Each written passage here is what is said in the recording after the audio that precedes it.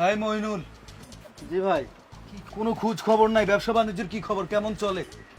ব্যবসা এই আপনাদের দোয়ায় ভালোই চলতেছে ভাই। ভালোই চলতেছে। আহ, মাল বড় দে। ভাই মালগুলো তো নেই, ব্যঞ্জন আছে। এই ফকিন্নির বাচ্চা, তুই জানোস না আমার ব্র্যান্ড কি? হ্যাঁ, তোকে বলতে হবে না কি রে? এই তুই বলস না ওরে। ঠিক আছে, ব্যঞ্জন দে। উস্তাদ, আমারেও যদি একটা ব্যঞ্জন দিতেন। মুখে লাগাম লাগা, ফকিন্নির বাচ্চা, চুপ থাক। এই ব্যঞ্জন দে। বেয়াদবির একটা সীমা আছে, কোথায় কি বলতে হবে কোথায় কি বলতে হবে না সেই জ্ঞানটুকু তোদের নাই। নেন ভাই। আরে তোরে কি কুমা, আমার নিজেরই তো জ্ঞান নাই। ম্যাচ দে। উস্তাদ, ওর তো ব্যবসা বাণিজ্য ভালোই চলছে, আমাদের একটু চা পানি খাওয়ার ব্যবস্থা করে দিতেন। ব্যাপার না, কোনো ব্যাপার না, আমি থাকতে তোদের কোনো ভরসা নেই। আল্লাহ উস্তাদ, আপনার তো ভুল হয়েছে, কথা কেমন উল্টিয়ে দিলেন। আপনি থাকতেই তো আমাদের ভরসা। এখন বুঝে গেছি, এখন বুঝে গেছি যে আমার সাথে থেকে তোরা কিছু শিখছিস। আমি নিজেকে নিয়ে গর্ব করি। চিন্তা করিস না, কোনো চিন্তা করিস না। এই মইনুল, জি ভাই। আজকের পর থেকে আমার পোলাপান তোর এখানে বসবে, আড্ডা দিবে, চা খাবে, বিড়ি খাবে, কোনো কথা হবে না। কথা কি ক্লিয়ার? জি ভাই। জি বলতে এত লেট হয় কেন? ঠিক আছে। আরে এই, তুই জানোস না আমি কে? হ্যাঁ, কোথায় কিভাবে বসতে হবে কোথায় কিভাবে বসতে হবে না এইটুকু জ্ঞান তোর নাই? ভাই ওই ইটটা একটু উঁচা ছিল তাই পায়ে বেঁধে পড়ে গেছে। বুঝে গেছি, ঠিক আছে। মইনুল ভাই, জি ভাই। আমার ছোট ভাই কালকে বাকি নিয়ে গেছে, ওই টাকাটা তো মনে হয় দেওয়া হয়নি। হ্যাঁ ভাই, ওই টাকা আর আগের কিছু টাকা আছে বাকি, সব মিলে যদি এখন দিতেন একটু উপকার হইতো। আচ্ছা আচ্ছা, আর তোমার আম্মুর খবর কি? মায়ের খবর ভাই বেশি একটা ভালো না। ডাক্তার বলেছে সপ্তাহে 1100 টাকার ওষুধ খাওয়াইতে, না হলে আরো মারাত্মক সমস্যা হয়ে যাবে। কি পারতিছে তো দোকানপাতি চালায়া? পারতেছি না ভাই, তারপরেও অনেক কষ্ট হয়ে যাচ্ছে। মানুষের কাছ থেকে দায়িত্ব না হয়ে যেটুকু পারতেছি ওইটুকু চেষ্টা করতেছি। আর দোকানে যাদের কাছে বাকি আছে তাদেরকেই বলতেছি যেন টাকাটা দিলে আসলে আমার জন্য একটু সুবিধা হয়। ঠিক আছে, বাকির টাকা উঠাও, আর কোনো টাকা পয়সা লাগলে আমার বইলো, আমি তোমার হেল্প করবো। আচ্ছা ভাই, ঠিক আছে। এই মইনুল, জি ভাই। কয় টাকা হয়েছে সবকিছু কড়া গন্ডা হিসাব করে লিখে রাখ, আমি গেলাম। এই চল। ভাই আপনার খাতায় অনেক টাকা বাকি হয়ে গেছে, যদি আপনি টাকাগুলো দিতেন তাহলে অনেক উপকার হইতো ভাই। এই ফকিন্নির বাচ্চা, মুখে লাগাম লাগাইয়া কথা ক। তোর কি করে সাহস হয় আমার কাছ থেকে টাকা খুঁজতে? হ্যাঁ, তুই জানোস না আমি কে? এই কয় কি রে ফকিন্নির বাচ্চা, তোর পায়ের নিচে মাটি আছে কিনা আগে সেটা খুঁজে দেখ। ভাই আমি অনেক সমস্যায় পড়ছি, না হলে টাকাগুলো চাইতাম না ভাই। সপ্তাহে অনেকগুলো টাকার ওষুধ কিনা লাগতেছে আমার মায়ের জন্য, এজন্যই আপনার কাছে টাকা চাচ্ছি ভাই। আমার পকেটের টাকা দিলেই তোর মায়ের অসুখ ভালো হয়ে যাবে? ফকিন্নির বাচ্চা কইলুটারে কি? হ্যাঁ, শুন, সময় থাকতে এখনো শুধরে যা, তা না হলে তোর কপালে শনি আছে, বলে দিলাম। তুই আমাকে এখনো চিনিস না। আরে আমার ক্ষমতায় তুই এই ব্যবসা করছিস। আজকে আমি যদি তোর এই দোকান উঠে দিই, কালকে না খাইয়ে মরবি ফকিন্নির বাচ্চা। আর কোনোদিন যদি দেখি আমার থেকে টাকা খোঁজস, খবর আছে বলে দিলাম।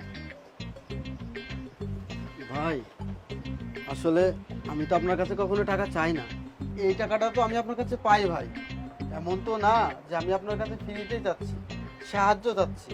আর আপনি যদি আমাকে ব্যবসা করতে না দেন তাহলে তো আমাদের মতো গরিবের কিছু করার নাই ভাই। এই ফকিন্নির বাচ্চা, এই ফকিন্নির বাচ্চা, তুই আমার কাছে টাকা চাস কেন রে? হ্যাঁ, বারবার বলছি না আমার কাছে টাকা চাইবি না। ফকিন্নির বাচ্চা, আমার মন খুব নরম। আমি ভেবেছি তোকে আমি টাকা পয়সা সবকিছু সামনের সপ্তাহে দিয়ে দিব। সম্ভব না, কোনোভাবেই সম্ভব না। তোর মতন ফকিন্নির বাচ্চাকে আর কোনো টাকা পয়সা আমি দেব না। এই চল। ভাই দাঁড়ান, কোনো সমস্যা? সমস্যা তো অবশ্যই আছে। আপনি যে ওরা ফকিরনির পোলা করছেন, ফকির কেডা? ও না আপনি? মুখে লাগাম লাগাইয়া কথা ক। কিসের মুখে লাগাম লাগা কথা বলবে? আপনার সাথে আমি বললাম ভুল হয়েছে, আপনি সেটা মানেন না, আমার সাথে রুড বিহেভ করছেন। উনি একজন চায়ের দোকানদার, ওনার সাথে আপনি এইভাবে ব্যবহার করতেছেন সামান্য কিছু টাকার জন্য। ফকিন্নি কে ভাই? ও না আপনি? ওনার মা অসুস্থ, সপ্তাহে অনেকগুলা টাকা লাগে ওষুধ কেনার জন্য। ও তো আপনার কাছে টাকা পায় ভাই, ও তো আপনার কাছে চায় নাচ্ছে না, ভিক্ষা চাচ্ছে না, ও তো ভিক্ষুক না। আর আপনি ক্ষমতার জোর দেখান ভাই, ক্ষমতার জোর কতদিন ভাই? আপনি দুনিয়াতে আল্লাহ সুস্থ রাখছে আপনাকে, আপনাকে একটা দেহ দেছে।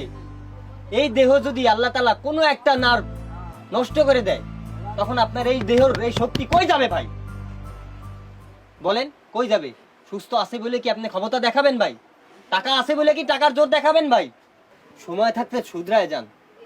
আজকে যদি ওনার জায়গায় আপনি থাকতেন, আপনার মা যদি অসুস্থ থাকতো, আপনার ওষুধ কেনার টাকা না থাকতো, তখন আপনি কি করতেন? এভাবে মারতে পারতেন? তখন আপনি কি করতেন বলেন ভাই? আসলে চিল্লায় ফাটায় মানুষে বুঝান যায় না। এই অন্তর থেকে যদি আপনি না বোঝেন না ভাই, আপনারা কেউ বুঝাইতে পারবে না।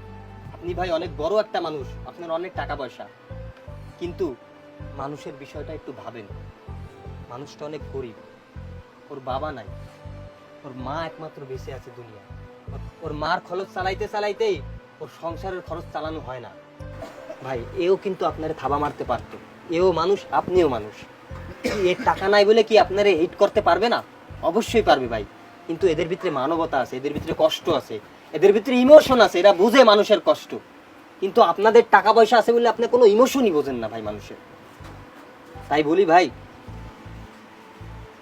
আপনি নিজেকেই বিবেচনা করে দেখেন, মনকে প্রশ্ন করে দেখেন আপনি কি করতেছেন কি না করতেছেন। কালকে কিন্তু কবরে যাওয়া লাগবে ভাই, হাসরের ময়দানে উঠতে হবে ভাই। তখন কি হিসাব দেবেন? তখন কিন্তু এই টাকার জোর হবে না ভাই। ভাই আল্লাহ তাআলা সগীরা কবিরা শিরকি বিদআত সব আল্লাহর হাতে, আল্লাহ মাফ করে দেবে চাইলে। কিন্তু জান্নাতে যাওয়ার অবস্থায় যদি এই হক যদি ধরে আপনার টাইনে বসে, আপনার কিন্তু জান্নাত আর থাকবে না, তখন কিন্তু জাহান্নাম অনিবার্য। তাই বলি ভাই, দুনিয়ায় থাকতে শুধরায় যান, কবরে গেলে কিন্তু আর শুধরানোর কোনো মওকা নাই ভাই। আমি শিক্ষিত মানুষ, এইভাবে চিল্লায় কথা বলতে পারি না, কিন্তু তারপরেও বলা লাগছে, ক্ষমা করে দিন আমাকে ভাই। আমি ভাই মানুষ, আপনিও মানুষ, আমার দিল অনেক নরম। আপনি আমারে বুঝাইছেন, এরকম আমাকে কেউ বুঝায় নাই।